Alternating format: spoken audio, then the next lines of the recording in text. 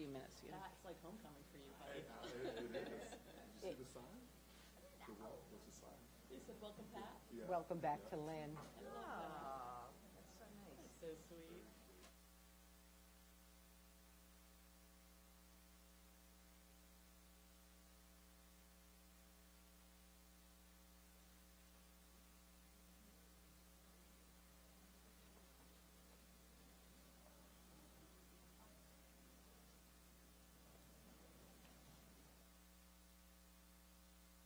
Chairs up here if anybody's interested.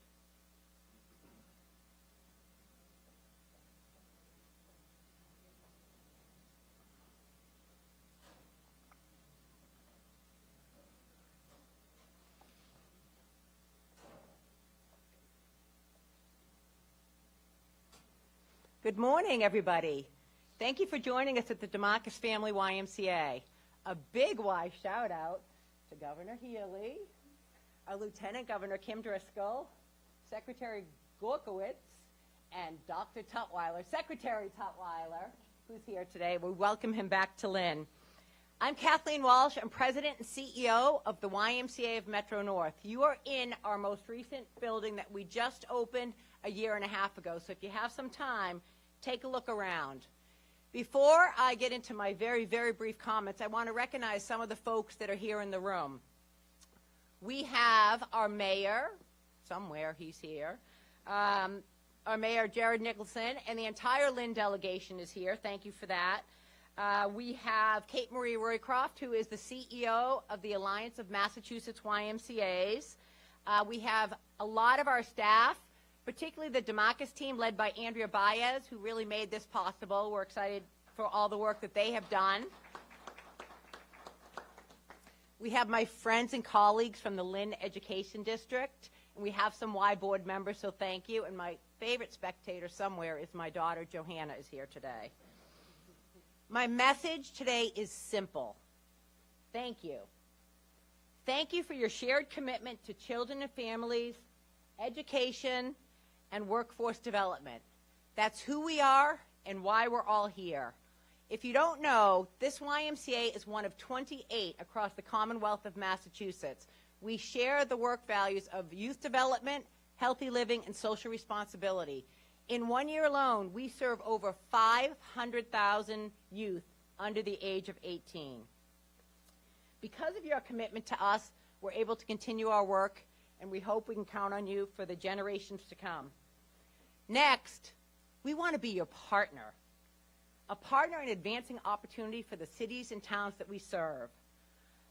Partnering in work that's inclusive, impactful, inspirational, intentional, and certainly innovative.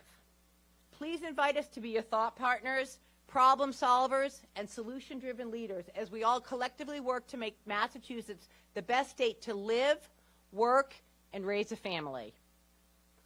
I know you didn't come here to hear me. So I get to introduce Governor Healey.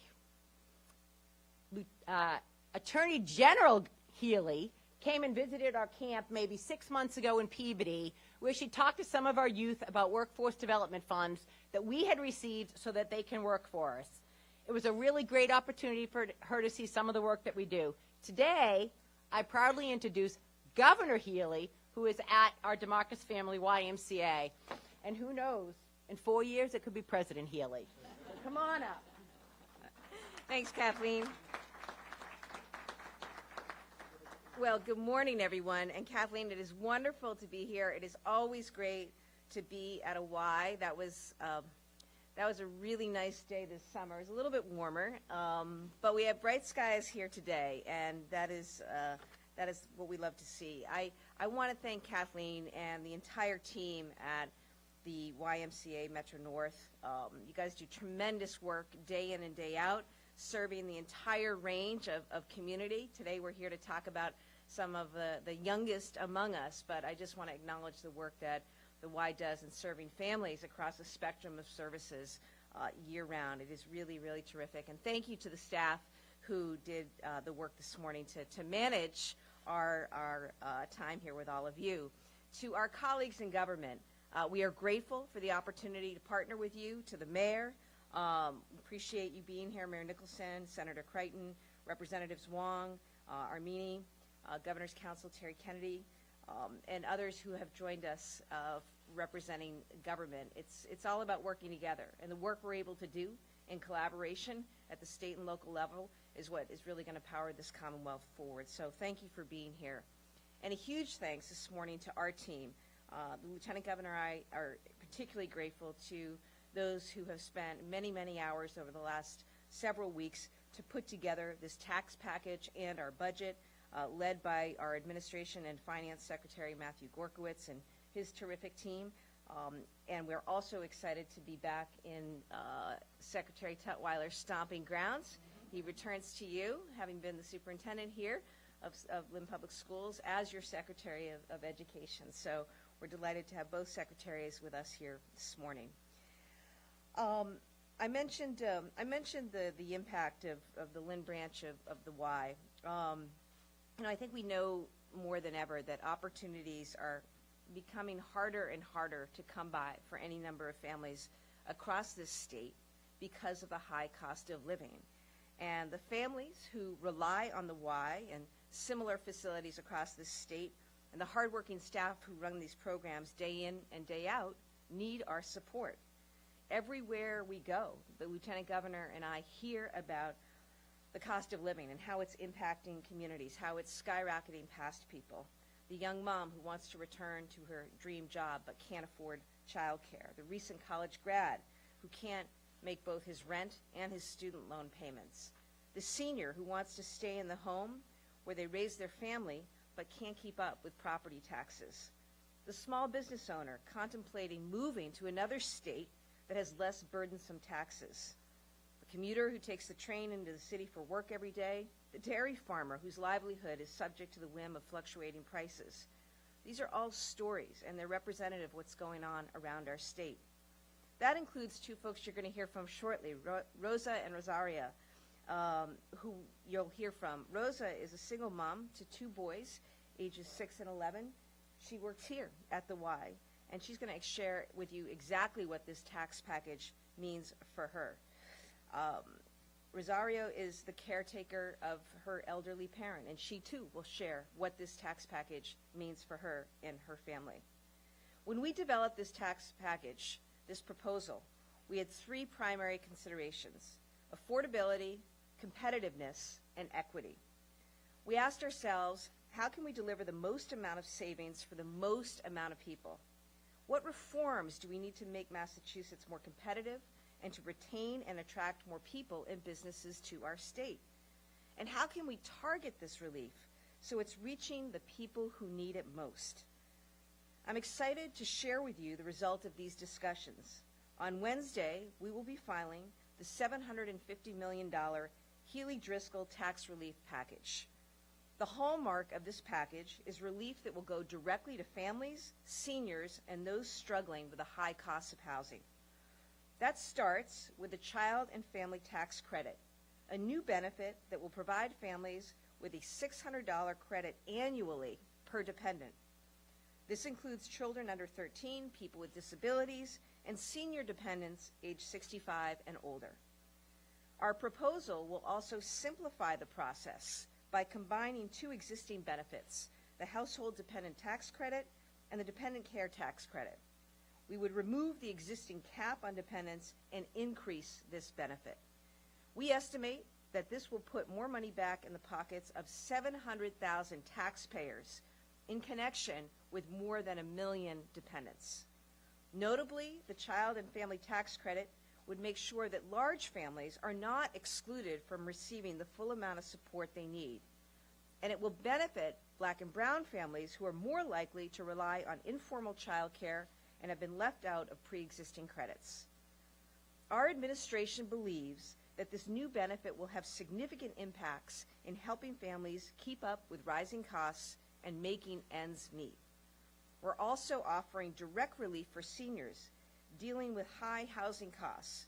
We propose doubling the senior circuit breaker from $1,200 to $2,400 for low-income seniors with high property taxes or rent. This will help an estimated 100,000 households. and help seniors stay in those homes. And for renters, we propose raising the rental deduction, currently capped at 50% of rent up to $3,000 to $4,000. This increase will help offset the high costs for 880,000 renters around our state. In addition, our package also includes a number of other relief measures. Again, it's targeted at those who need it most. For commuters, we propose adding regional transit passes and bike expenses to the list of expenses that qualify for tax deductions, such as tolls and MBTA passes. For farmers, we propose increasing the statewide cap from $6 million to $8 million so that the state can offer more assistance to protect our dairy farmers from wholesale milk price fluctuations. For those with student debt, we propose to exempt any assistance with student loan repayment that borrowers receive from their employers from income tax. For gateway cities, and this is very important, for gateway cities, we propose to increase the annual cap on the Housing Development Incentive Program, these are HDIP credits, from $10 million to $50 million. That's important work that's going to help us unlock more market rate housing in our gateway cities. We're also proposing reforms to apprenticeship tax credits, live theater tax credits, Title V tax credits, those are for septic systems, lead paint abatement, hard cider tax rates, and the brownfields tax credit program. We have to acknowledge that there are some aspects of our current tax system that make Massachusetts an outlier. That's something we've talked about and heard a lot of talk about. And so we undertook an effort to address that very landscape. When we don't keep up with other states, you see, we put our own competitiveness at risk. It drives our businesses and our residents out of the state. So our team worked hard on this, and we proposed narrowing in on a couple of current taxes that make Massachusetts an outlier compared to other states. Here's what we're proposing. Eliminating the estate tax for all estates valued at up to $3 million. Massachusetts is one of only 12 states that has an estate tax and shares the lowest threshold of those 12 with the state of Oregon. So we're one of only 12, and we're the lowest along with the state of Oregon. So that's on the estate tax. Second, short-term capital gains. We propose reducing short-term capital gains from 12% to 5%. Why? Well, it's consistent with long-term capital gains and other income. Second, Wisconsin and South Carolina are currently the only other two states in the country that tax short-term capital gains at a higher rate than long-term capital gains. That's what we're doing here. That's what we're looking to change. Look, Massachusetts has always been a national leader in education, in business, in science, in technology, in democracy, and civil rights. But simply put, we're not leading when it comes to affordability. Too many other states are passing us by, and that hurts our ability to compete. That's why we're prioritizing these reforms. Our administration is confident that the package we put forward today will make significant progress on the goals of driving affordability, driving competitiveness, and driving equity in Massachusetts. Most importantly, these reforms will make a real difference in the lives of families across this state. And that's what this is all about, relieving some of the economic pressures that are squeezing too many people and holding us back from reaching our true potential. This tax package is a values proposition. It's a values proposition from our administration. We believe it's a value proposition for this state. We're about listening to the needs of our residents and our communities. We're about centering those who disproportionately are impacted by these difficult economic times. And we're about making good on our commitment to the people of Massachusetts that we're going to follow through. Again, I want to thank the team at A&F, especially Secretary Gorzkowicz and his staff who spent the past 2 months working tirelessly to put this package together along with our budget. We look forward to continuing to work closely with our partners in the legislature on shared goals of delivering relief and affordability for residents across the state. And now I'd like to turn it over to my great teammate and your fabulous Lieutenant Governor Kim Driscoll.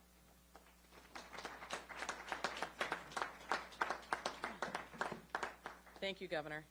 It's great to be here in Lynn. I think beyond the Lynn delegation, I had the shortest commute here. So thank you for that. And we're so pleased to be here. We know the importance of Ys in our communities. As a longtime Y board member in Salem, we know the work that goes on in this building really benefits not only the families, the youth, the seniors who take advantage of all the wonderful programs here, but frankly, citywide, those efforts.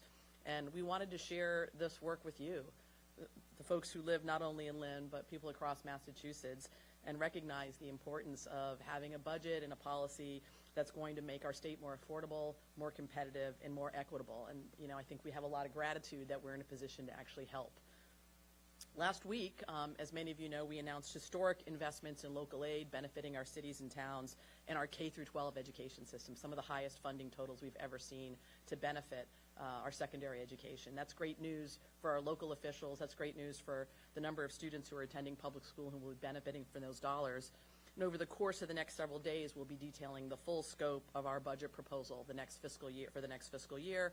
That's going to include significant investments in workforce development, in education beyond our K-12 system, early ed, higher ed, transportation, investments to meet our climate goals. You know, for us, budgets are really a value proposition. It's a statement.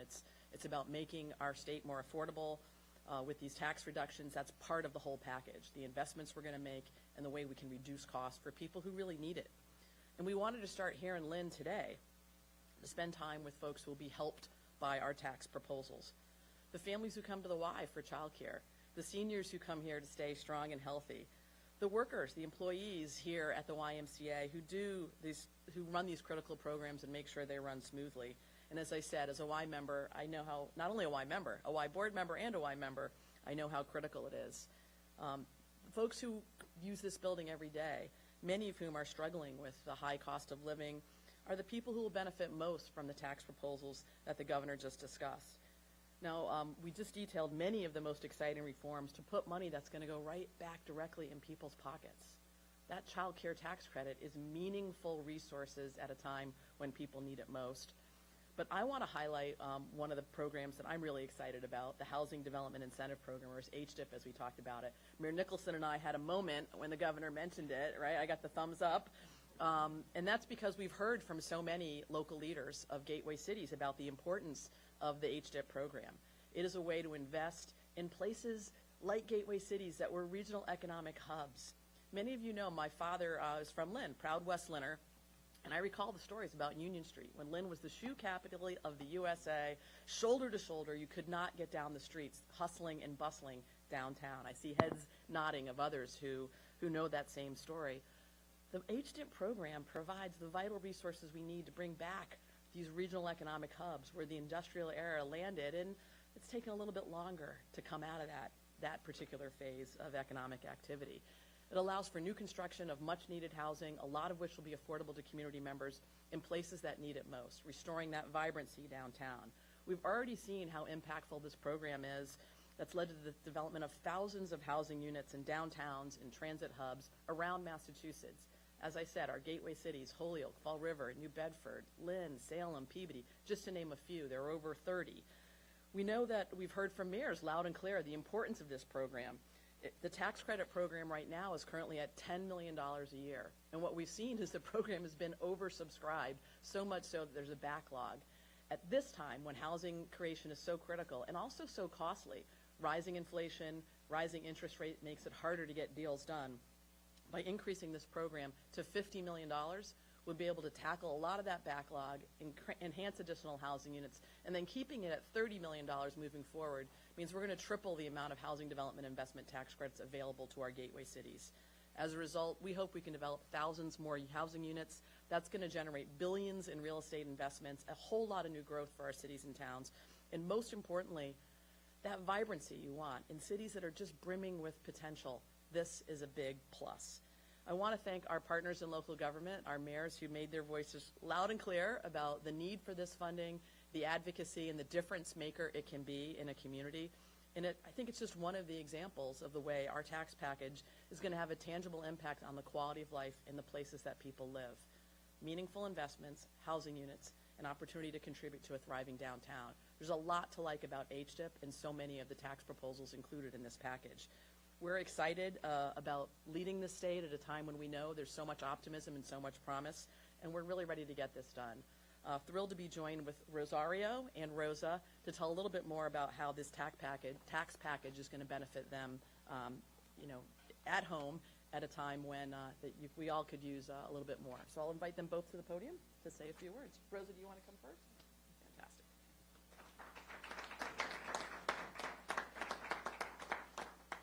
Thank you, Governor Healey and Lieutenant Driscoll, Governor Driscoll, for visiting the Metro YMCA here in Lynn today. My name is Rosa Robles, and I'm a single mother of two boys, 11-year-old Jaden and 7-year-old Yandel. We live in Lynn. I work as a director of social responsibilities here at the Y, and I love my job.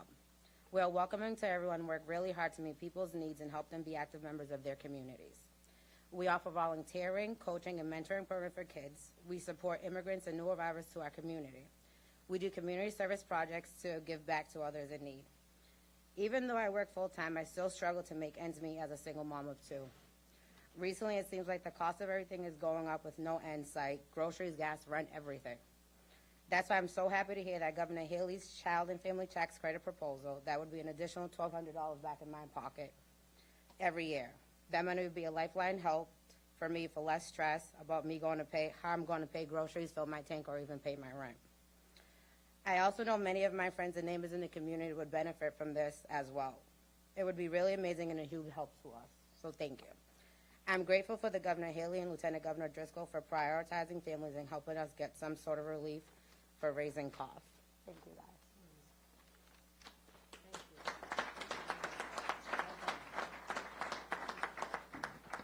Good morning. Thank you so much for having me. My name is Rosario Ubiera Minaya, and I'm the Executive Director of Raw Artworks here in Lynn. It is a youth arts organization that has been in the community for over 34 years. I'm just taking the helm of that organization this past year. And we are rooted in art therapy and mental health support for our youth. I'm also the former Executive Director of Amplify Latinx, an statewide organization, and a nonprofit leader who had led several nonprofits here in the North Shore area. I'm also a North Shore resident. But today, I'm here as a daughter and telling you a little bit about my experience caring for my dad. My husband and I are the primary caregivers for my 89-year-old dad. He's up there, and he's wonderful. He was diagnosed with Alzheimer's 10 years ago, and we have been caring for him for the past 2 years. He came to us from Florida. My brother used to care for him over there. One of the reasons I left my previous job, actually, was to be closer to my dad here in the North Shore and be more attentive to his care. I also have to move from my previous residence to a home that is more suitable for, in terms of living space for his needs, his physical needs especially. My dad has been a role model to me, my family, my community. He's an outstanding father to my siblings and myself, and just an overall great human being. We are so grateful to be able to care for him in our home. But also we have 2 children, both teenagers in high school, and having the opportunity to have the family all together at home has been interesting and challenging. So as rewarding as that can be, it's also, like I said, very challenging. And I feel this past year has been more challenging than ever. Even though my husband and I, we both work full-time and we have steady incomes, and my husband is actually a nurse, he can support in many different ways the care for my dad. Everything has been going up: groceries, medicine, gas, housing, and it has been difficult to figure out how we're going to keep up every month. And if that's the case for us, I cannot even imagine what's happening with other families that don't have steady incomes or a 2-household income. On top of that, we are first-generation immigrants who have no generational wealth. So we have been building from scratch, planning and figuring out what we need to put in place now for my dad's progressing care has been stressful, especially knowing that we have other equally important priorities like saving for our 2 kids' college education. things piled up quickly and constantly, and it's hard to prioritize and keep up. My dad needs us, and we are in the midst of navigating a complex system of elderly care and support here in Massachusetts. This is something that is certainly keeping us up at night. And I'm just one of the many stories of individuals like me, like my husband, who are coming into stage in our lives when we are faced with aging parents and their needs. I hear stories every day from my friends and family and others in my community. Same stories. I was so happy to hear about Governor Healey's child and family tax credit proposal. That will mean an additional $600 back into our pockets every year. That money will go into helping with sourcing for other needs that my father has, like special care needs, specialized products that are essential for his care, and also medications. Anything can help at this point, and it is really a relief. I'm grateful for the governor and lieutenant governor for prioritizing our families, especially prioritizing my dad in this news and this announcement. And it is really important for our community to get some relief in this rising cost. So thank you so much to everyone, especially governor and lieutenant governor. Thank you.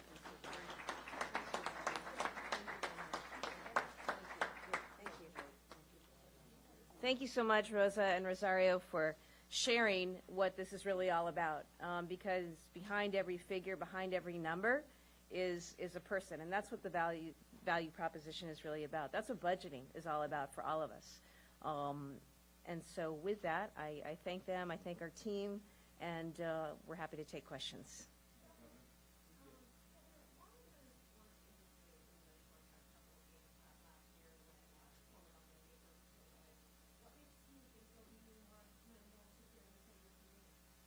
I think it's a start of a conversation. I think that a lot has changed. The landscape has changed over the last year. We looked at this, and again, it's a matter of Massachusetts competitiveness, and we want all of our residents to thrive and have the opportunity to live the kind of life that they want for their kids. We want our businesses to thrive. We want people to stay here in Massachusetts. We want people to come to Massachusetts. But part of the calculus of whether you're going to come to Massachusetts or stay in Massachusetts is whether you can afford it. And we looked at what other states were doing, and this is about our competitiveness. And this is a way, in addition to addressing the outlier that we are with the estate tax, of putting us on a more level playing field with other states, which is really key to our competitiveness.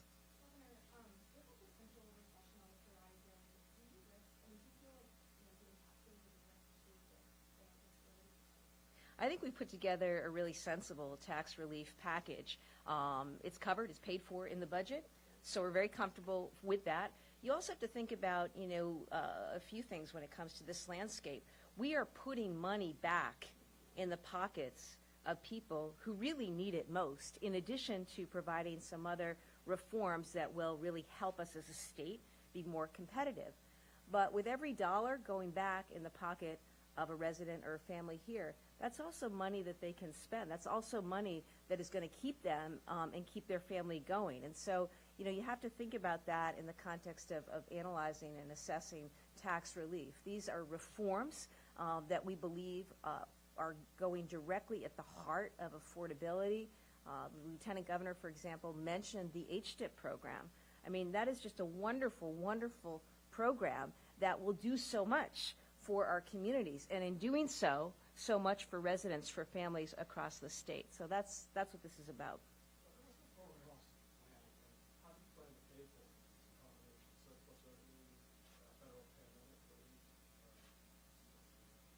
The package is $750 million. That's what we estimate it to be. It's covered and paid for in the budget. Obviously, there are a few different revenue streams this year that we're looking at, but we feel it's a really sensible plan and proposal. It gets at the issues of affordability, at our competitiveness, and also equity. When you look at some of the relief that we're targeting here, doubling the circuit breaker for seniors, helping out renters, more than close to 900,000 renters in our state alone. The child tax credit, I mean, that's a hugely powerful, as you just heard, these are real people with real stories talking about the real impact that will have on their bottom line. This kind of relief, we think, really centers equity in the work of this budget. So we're excited about it. Look forward to talking more about it, and certainly to talking to our colleagues in the legislature about it. It's actually plan from last year that kind of derailed this 62F issue came up. Have you looked at any possible changes to that or tweaking that so that all you don't find that you have to send $3 billion back to residents?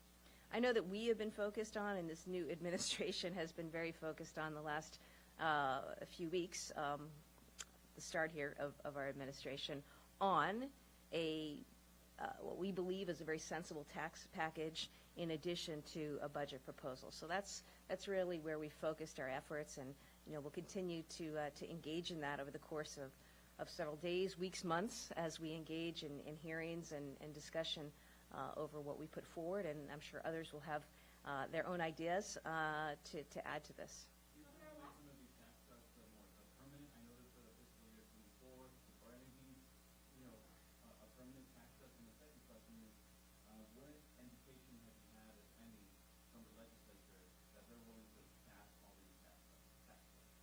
Well, I think that the reforms we speak about, including the child tax credit, including what we've done with the estate tax, what we're proposing to do, what we're proposing to do with short-term capital gains, even the HTIP program, I mean, all these things we think should not be one-time events. These are things that we think should be part of lasting reform here in the state that will, again, drive our affordability, drive our competitiveness, and center equity at what we do. And so we are really excited about the package, about the proposal, and again look forward to what will be ongoing discussions with colleagues in the legislature as we debate and discuss this over the coming weeks.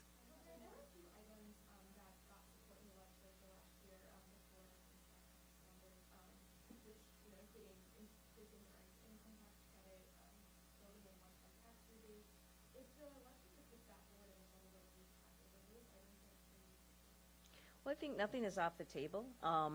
We went with the child tax credit because we believe that it would cover more families, more residents. But I think anything that gets at affordability right now, that gets at driving down the high cost of living for residents around the state, that will incent more people to come here, to stay here, to grow families here, to go to school here and stay here, to grow businesses here.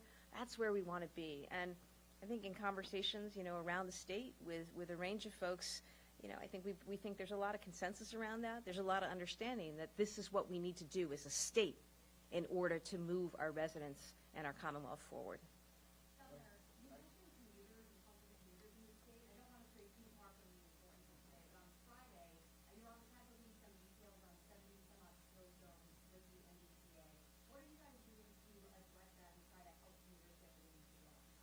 Yeah, I think what you have seen from us and what you will continue to see is transparency. People may not always like the news, but we are going to be straight and direct about what is happening as we learn. And so we put that information out for commuters so that people can plan their days and their travel and commute. And so that's what that was about. Obviously, we're working to address those deficiencies. We've talked before about the hiring of the GM, and I am here to assure you that will happen very soon. But it's a lot more than just hiring a GM and a transportation safety chief. It is about dealing with some of the real workforce issues. We're trying to bring real intentionality and energy to that. We really need people out there at a range of positions in order to get people to where they need to go. And this is not an easy situation. This is a challenging situation, and I understand the frustration of folks out there across the state, whether you're looking to use the T or the commuter rail or other modes of transportation, and that's why we've made this a priority, and we're going to be really dogged about pursuing that. Governor, just a real non-tax question, and I know it's not the blizzard of 78 tomorrow, but is there any preparation by the state underway with tomorrow's impending storm? Yeah, the blizzard of 78. I had my birthday canceled. It was my seventh birthday, and we had a big party plan, and school got canceled for days, it turned out. But when we were back on, boy, did we have a great sledding party. Fortunately, we're not looking at that for tomorrow, but certainly we've had our discussion and our briefing, and that'll continue this afternoon. And Appreciate the work out there. You know, a lot of work goes on in terms of pre-treating for these scenarios, and so I appreciate all the work that's done to keep our roads and our highways clear, also deal with some of the power line issues and the like. And as with all storms or potential events, we just want to make sure people are safe, look in on one another, and we will be out with more information later today. Thank you. Okay, thank you.